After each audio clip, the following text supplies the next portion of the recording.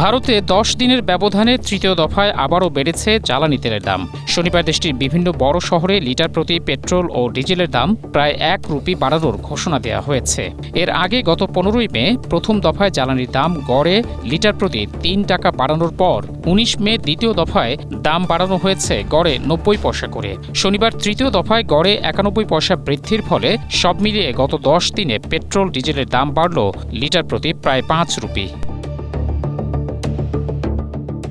শুধু petrol diesel নয়, গত 9 দিনের মধ্যে 3 বার দাম বেড়েছে সিএনজিরও। শনিবার প্রতি কেজিতে 1 টাকা করে দাম বেড়েছে সিএনজির। ভারতের প্রধান মেট্রো শহরগুলোর মধ্যে হায়দ্রাবাদে বর্তমানে সবচেয়ে বেশি দামে জ্বালানি বিক্রি হচ্ছে। অন্যদিকে চণ্ডীগড়ে সবচেয়ে কম দামে পেট্রোল ও ডিজেল পাওয়া যাচ্ছে।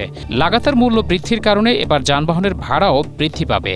এর ফলে মানুষের দৈনন্দিন জীবনের খরচও বেড়ে যাচ্ছে। এ নিয়ে ক্ষোভ জানান সাধারণ মানুষ।